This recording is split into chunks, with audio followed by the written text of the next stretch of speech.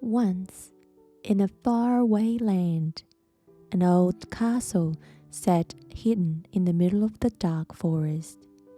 Inside lived a wickedest of the wicked witches, but no one had ever seen her. Why? During the day, she changed herself into a cat. During the night, she became an owl. Then she stalked the forest to snatch baby animals for her supper. If any young maiden came within 100 meters of her castle, the witch would turn the girl into a bird and locked her in a cage. The terrified cries of thousands of caged birds shivered through the forest each night. Janda was the most beautiful maiden in the land.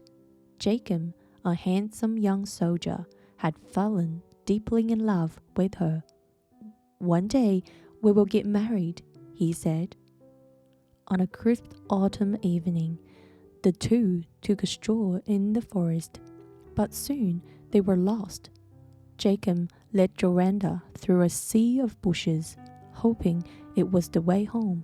Instead, they arrived in front of an old castle. A voice no louder than a ghostly whisper rose from the forest floor. "My little bird with hair so red, your true love will soon be dead. Sing such sadness and sorrow, for you will be alone tomorrow." And in an instant, Janda was turned into a nightingale. An owl with glowing red eyes screeched towards her, grasping Janda in its claws. Jacob froze in fear before he could move. The owl turned into the witch, skinny and yellow, with glowing red eyes. Her hooked nose curved down to kiss her chin. "Only if the light of the moon touches her cage can your precious bird be set free," screeched the witch, her breath so full and fiery it burned at Jacob's eyes, and before he could blink, the witch was gone. Jacob wept for his lost love. Each day he walked around the castle trying to find a way in, hoping to save his dear Janda. Years passed. One night, Jacob dreamed he found the most beautiful purple flower in the land. The center shone brightly like a full moon. In the dream, he picked the flower and took it to the castle. Everything he touched with it was set free. The next morning, while walking in the meadow, Jacob found a flower that matched the one in his dream. A large drop of dew like a shining moon shimmered in the middle. Could it break the witch's curse, he wondered.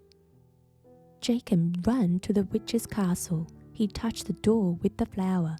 It swung open to a windowless room filled with cages, big ones, little ones, cages made from stone and bone. As he entered the room, the cries of 1,000 birds pierced his ears, and in the middle of the room stood the witch. When she spotted Jacob, the witch grabbed a golden cage and raced up the castle stairs. Jacob chased after her, faster and faster, closer and closer, until finally he got near enough to touch her with the purple flower. The witch hissed so loud it silenced all the birds. Her powers poured from the tips of her fingers. They oozed out of the tips of her toes. They dripped from the tips of her nose.